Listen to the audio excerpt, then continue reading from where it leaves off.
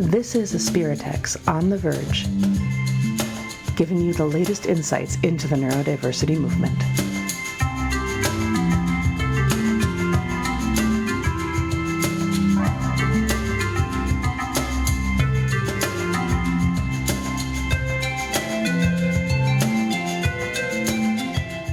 Hello, and welcome to On the Verge. Today we are so excited to have with us Dave Thompson, who is currently the Director of Strategic Programs at Potentia, but has a long and interesting history that we're very, very excited to get into. So Dave, thank you so much for joining us today. We're really, really happy to have you. Thank you so much, Robin and Rachel. Great to be here. So, Dave, my first question, as is our first question with so many of our podcast guests, is can you just tell us a little bit about yourself? Sure. Yeah, that would be great. So I'm Dave Thompson. I have been in the neurodiversity employment space for over 10 years now, and the why there is very important. I was diagnosed with ADHD and dyslexia at 5 and was kind of raised through the very medical lens around those things and the deficit-based model through school and all that stuff. It was kind of raised through the perceived or assumed inabilities that I had rather than what I was good at. So when I entered the world of work, I struggled to, I didn't have any extracurriculars under my belt. I didn't do great in school. I dropped out of college 3 times, failed my road test 4 times. I also have pretty serious left-right confusion. So I have my left and my right tattooed on my hands, which I'm very proud of. That's fashion and function, by the way. And I have some sensory processing issues.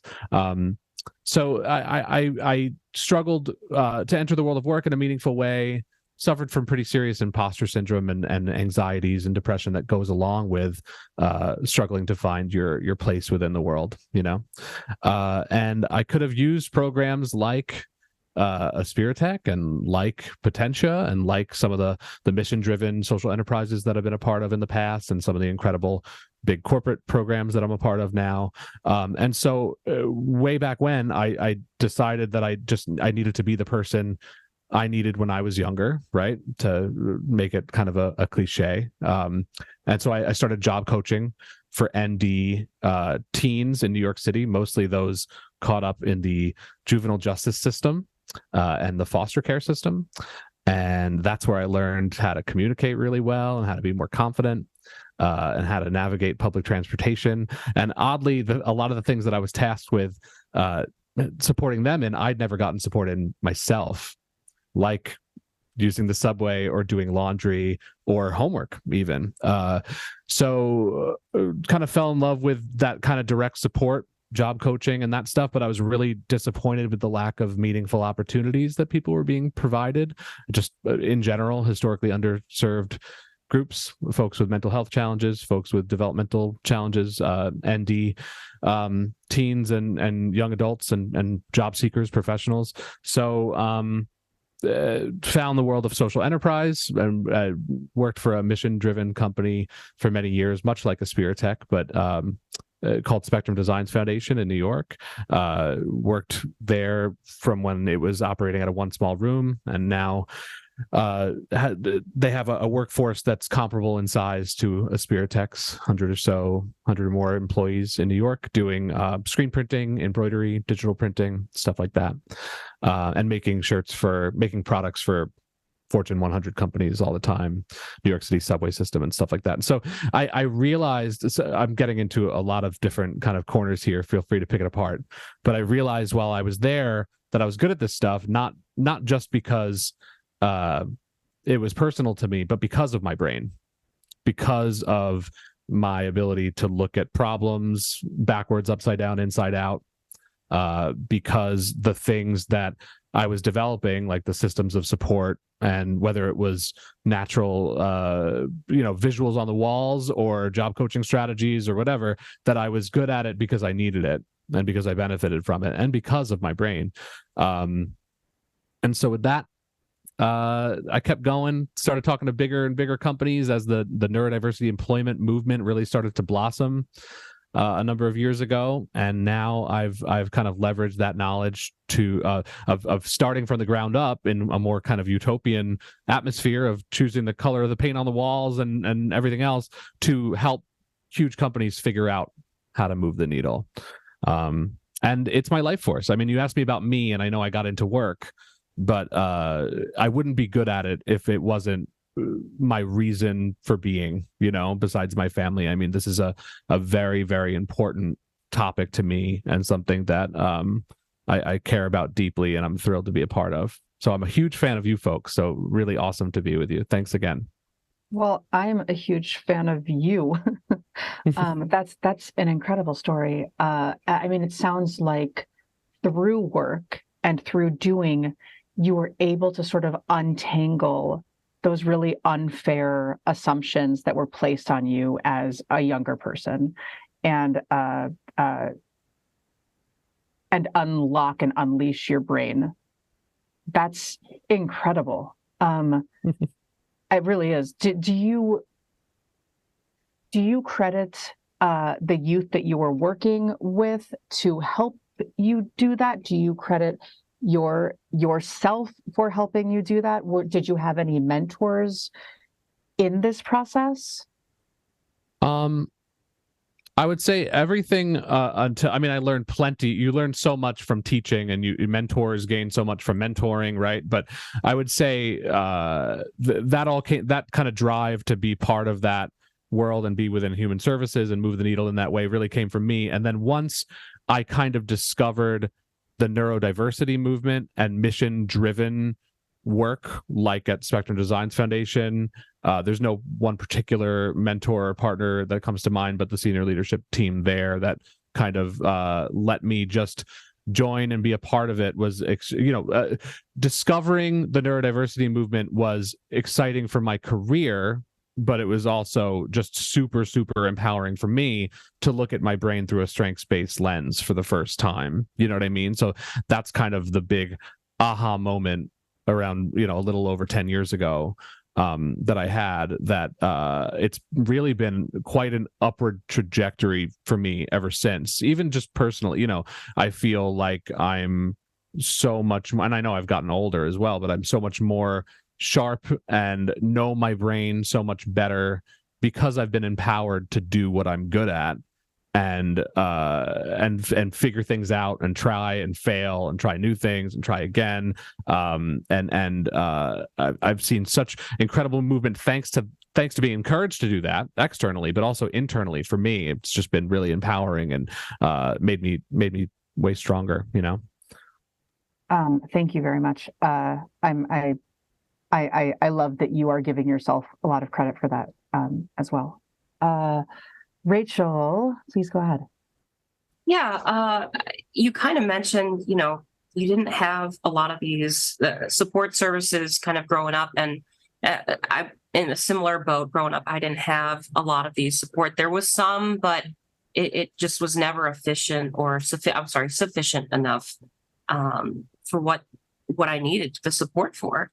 Was there ever any part of you that just kind of felt, I guess, jealous of the younger generations, or wishing that, hey, growing up, I could have really used this, and it would have been beneficial for me in the long run?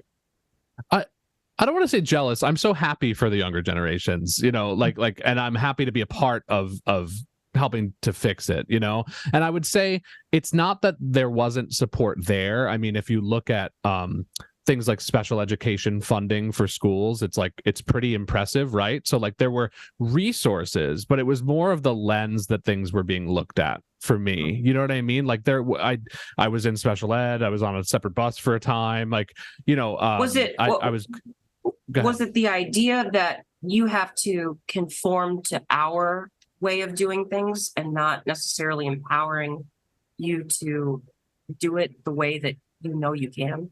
Yeah, kind of. So it's a lot like the workplace, right? Where it's so rigid, and there's some good reason for that. Like when you're talking about a massive corporation or you're talking about a massive school system, the fact that we eat lunch at the same time and there's only certain options for extracurriculars and things like that. There's reasons for stuff, right? And I'm somewhat empathetic to that, but because of that, people are kind of put into boxes, and there's kind of different tracks for different people, and a lot of social hierarchy and stigmatization around the kids in the special ed room, right? And so I missed out on a lot of opportunity, a lot of social opportunities for like personal development and gaining new relationships, even down to very literal things such as, my schedule, because of the way it worked, didn't work with taking the photography elective that almost everyone took, and I didn't get to take it. And now I think I realize now that I love photography, and I think it would have been really valuable to have taken this black and white photography class. And and I was excluded from that because of just rigidities and inabilities of the school to support me in that way. You know what I mean? And also just wasn't given the encouragement to do what I kind of just described at that social enterprise, which is like try new things, fail, figure out what my challenges are, and be actually aware of them rather than them just being on a file that follows me around for my life. Pursuing my passions. If I want to try karate, in fifth grade, even though all my friends that have been doing, all my classmates that have been doing it since first, and I'd be a beginner belt, whatever, yellow belt or whatever, try it, then stop, and then try acting. And I wasn't encouraged enough to just figure it out, like experiment with my own brain and experiment with the world around me. And that's the big thing. And that's why the neurodiversity movement was such an aha moment for me, to be able to look at my brain through a strengths-based, if not at least a neutral lens, and say, I'm just different. Like my operating system is just different. It doesn't mean I don't have anything to offer the world. And now I can safely say, I always say, not to toot my own horn, but toot toot, like not to, I have a lot to offer the world of work. Not everything. I don't want to do spreadsheets. I don't want to do payroll. I don't want to manage 100 people. But like there are certain limitations that I've identified in myself over time, but I do contribute in really meaningful ways. And so I hope to be a little bit of like a case study in like when things go right, what can happen. You know what I mean? And I mean, you're certainly putting yourself out there. And I think that there are, I guarantee you, there are many, many people who have already benefited from your story. So case study unlocked. Can I ask you a bit more about Potentia and what you do and how you incorporate all of these beautiful principles that you're talking about into the workspace? Absolutely. Big question. But yeah, It's a very big question. I'll start with Potentia. You remind me if I missed that second part. So Potentia was founded in 2019 with the idea of supporting companies are our clients, in becoming more neuroinclusive, through hiring programs, incredible hiring programs, and well beyond, into supporting current employees, because we all know that the truth is that despite the unemployment rate being pretty dire for many ND professionals, that there are ND professionals within companies already. We're already working, right? So Potentia does that in two ways. So I'm sure you folks and a lot of the folks at home are familiar with some of the bigger neurodiversity hiring initiatives that started 10, 12 years ago, like at SAP, EY, Microsoft, JP Morgan Chase, etc.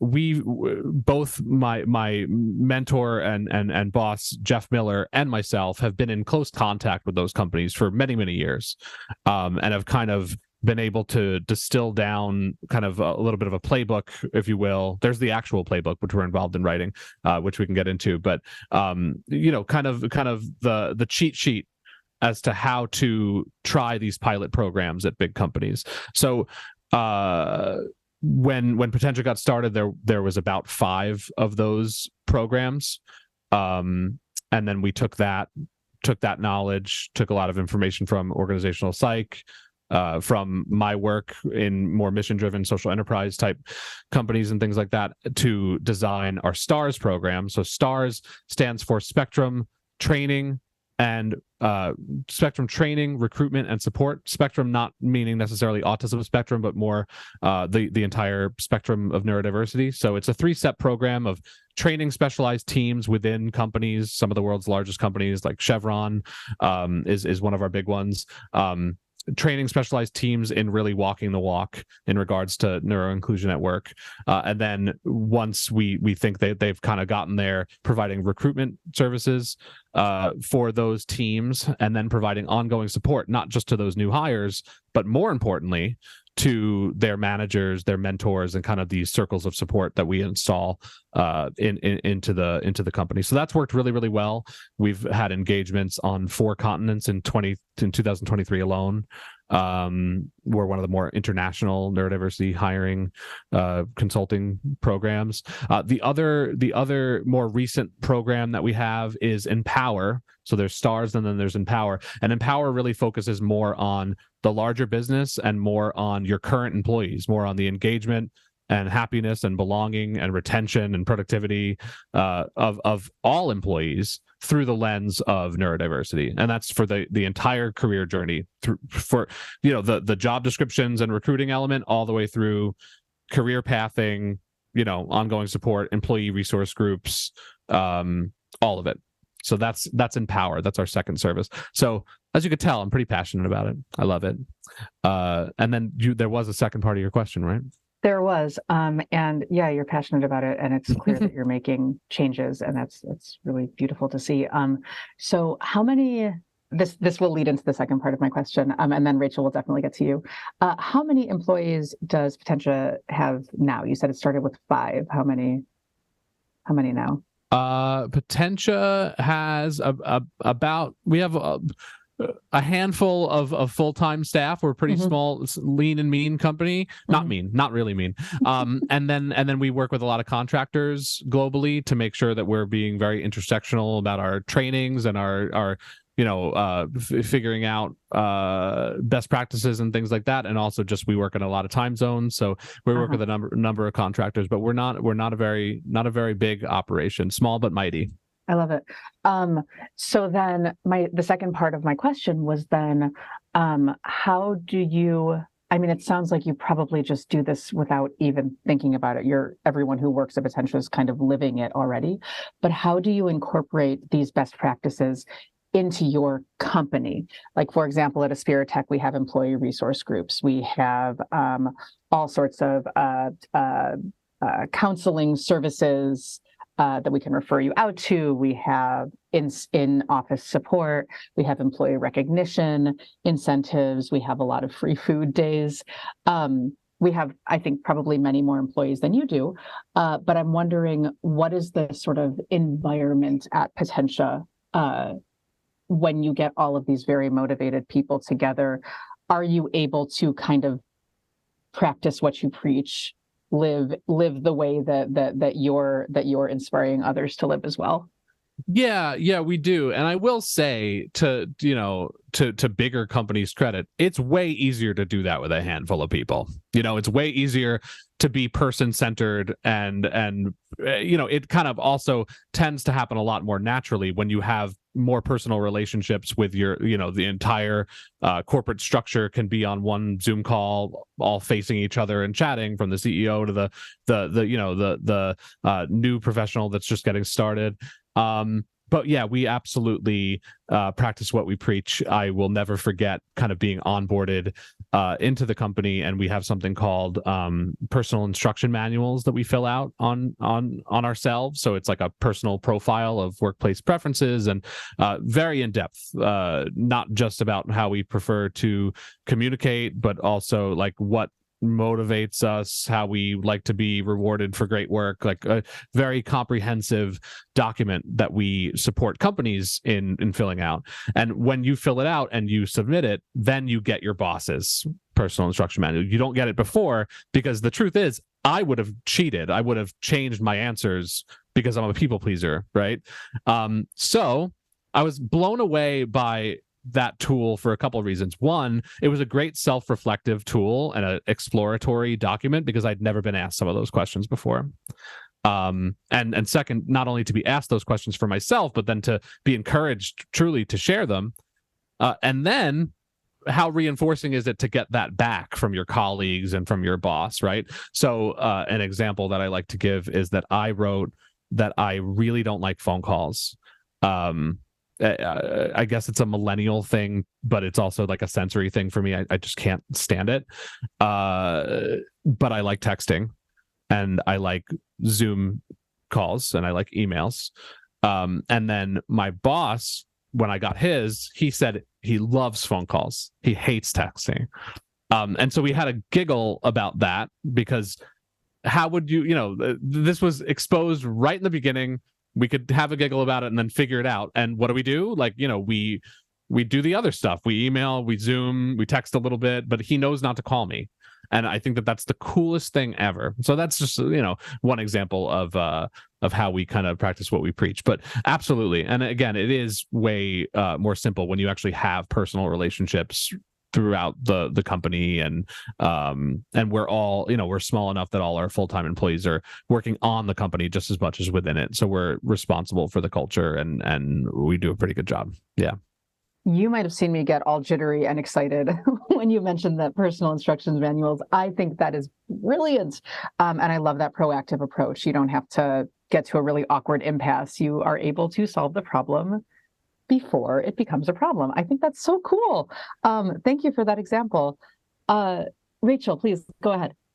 I know your Potentia works with so many different companies all over the world, but I'm kind of curious, what has the reception kind of been like to neurodiversity inclusion in the workplace? And were there any challenges that, they experienced in the early days setting up the programs and kind of getting started? So when you introduce the things have changed a lot over the past couple of years. Companies know what the word neurodiversity means now, which is really exciting. And generally, when you have these very introductory conversations around neurodiversity at work, the reception is really, really good. Like, people are highly motivated to embrace this idea, but doing the actual work is something different. And I've never worked for a massive corporation, but now I support massive corporations. And I like to tell decision makers at some of the world's largest companies that I would never work at their company. That's like one of my favorite things to do. This is after, hopefully, I impress them a little bit and they like me. And then they say, but why? And I tell them, because it's too hard to be heard or to create effective change, or to, it's too clunky, too bureaucratic, too many hoops to jump through. So everyone is motivated and excited by the idea of neurodiversity. It's a matter of getting it done. What we see is that we have to have buy-in from the top levels of leadership, to really bake these ideas, and not just ideas and philosophies, but these actual practices and the more nuts and bolts kind of things that we want to install, that they really need to be baked in, and that we need support from the top in that regard. When we have that, when there's excitement and motivation, which is really not hard to get, and there's funding and financial support for it, and there's leadership and management support for it, there are no problems. This is, the hiccups come from, I would say, just organizations are big and clunky, and these programs are some of the first they cut when the economy turns down, and things like that. So, and I am empathetic to those situations, but in general, once we've never had an unsuccessful program. All of our customers are repeat customers.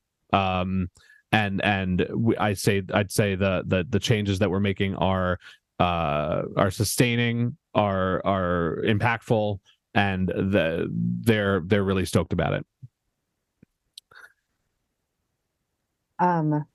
Thank you. Is that I do want to, I don't know if the playbook is part of that whole process, but you mentioned it and then you said we might want to talk about it. So I do want to make sure to talk about it.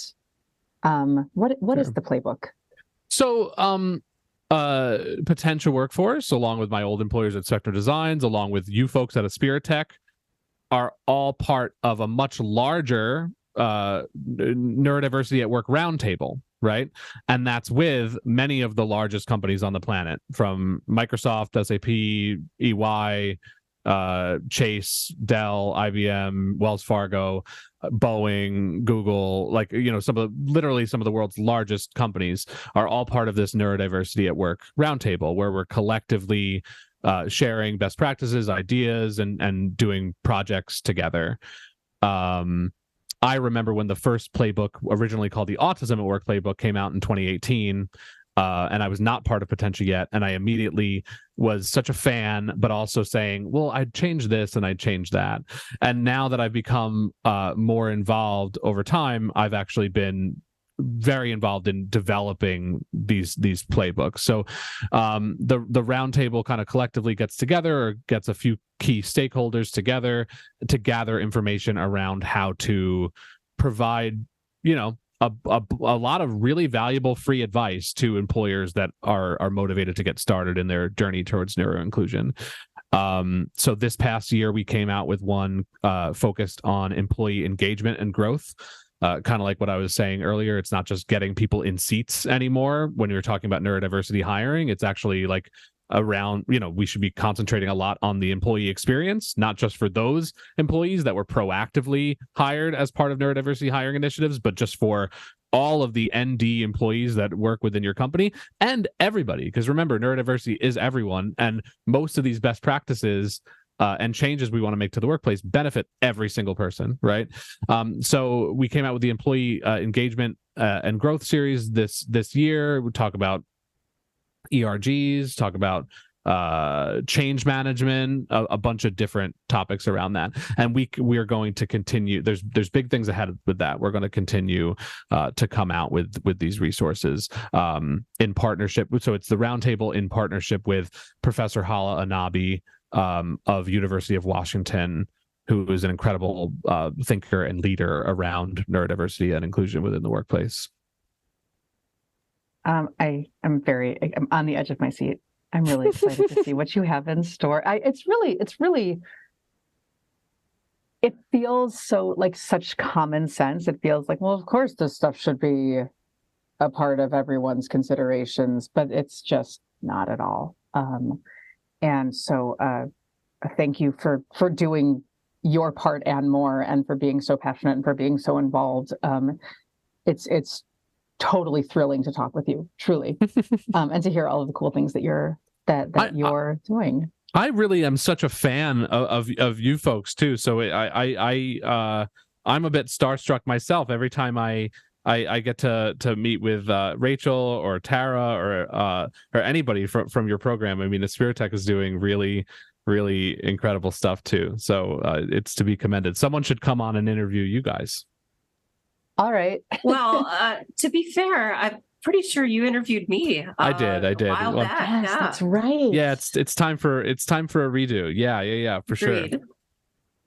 I love that.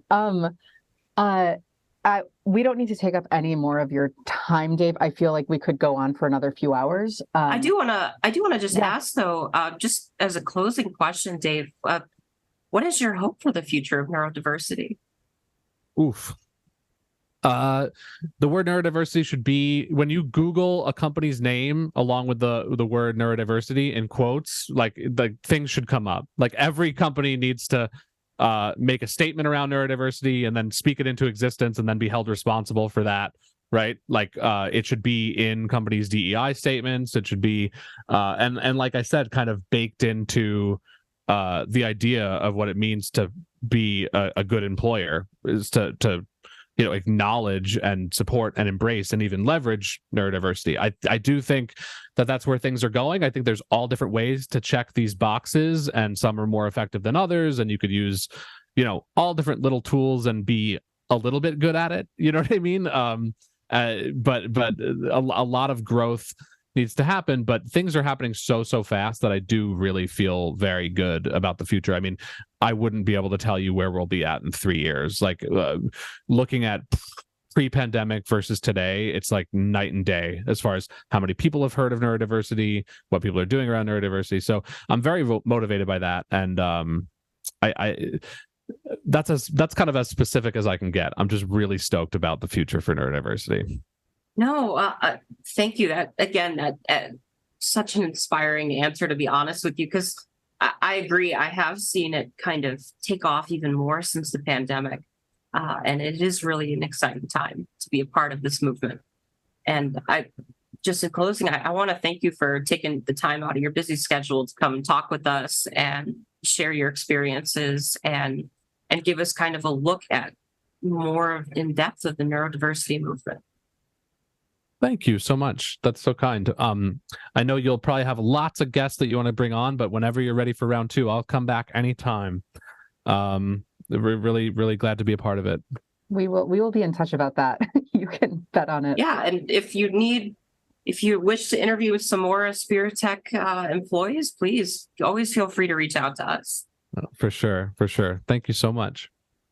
Dave, what a pleasure. Thank you so very much. We'll let you get back to your day. And Rachel, as always, thanks for being here. And I so look forward to discussions in future. Thank you so much, Dave. You too. Thanks. Bye. Bye. Take care.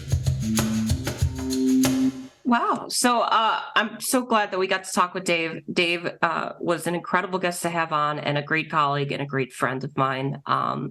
He's done so much advocacy for neurodiversity movement and for ND individuals all over the globe. And it was such an honor to actually have him on our podcast. But yeah, no, I thought his insight was really incredible. What did you think, Robin? Yeah, I mean, I thought so too. And I've heard so many great things about Dave, and speaking to him was so exciting because he's not only has he done so much to further the movement, he's worked with this sort of intense set of limitations that were put on him from by the outside world, and he's managed to overcome that, overcome those really sort of ridiculous labels that we all have become so used to, and create many amazing things. It's an incredible inspiration. I think the most inspiring is that he didn't have a lot of these supports growing up, but by helping to teach other people, he strengthened himself and also found a form of healing, and a rejuvenation almost to how to approach things. And I think it really does highlight kind of the importance of the neurodiversity movement, and that, companies, a lot of people be like, okay, well, we don't clearly have any neurodiverse or autistic employees or anything like that. But the reality is they do, and that they've always had them, and that it's really, some people really have a challenge in the workplace, and it's just not understood. It's not realized. It's not highlighted. And it is an exciting time to see it expanding and becoming something inclusive, and a place where even other employees that may not be neurodiverse, they can also benefit from it as well. I mean, I think that a lot of what we're seeing with these change makers that we've been interviewing, and all of the people that we're lucky enough to be able to interact with all the time working at Aspiritech, is that it's really hard work to get to a point where you are going to be an advocate, where you are going to go into the environment that might feel unfriendly, where you're going to try and initiate immense change, when a lot of people are uncomfortable with that. And certainly Dave is walking the walk, because that's what Potentia does, and it sounds like that's what he's made his career out of doing. It's hard work, but by doing the hard work, you come out on the other side of inclusion and understanding and kindness, And you build a better world for everybody. You build a better world and you build a better workforce. Yeah. When you're happy with what you're doing, you're going to keep doing it. Yeah, it's super fun. A really great interview, I thought. And I'm just so pleased to have been able to do that. And so pleased to be able to speak with you, Rachael. Oh, thank you, Robin. It's always a pleasure every time I've gotten to talk with you, even outside of these Zoom calls. So, but all right. Well, thank you everyone for joining into our episode of On the Verge, and we hope you all have a great rest of your day. See you next time.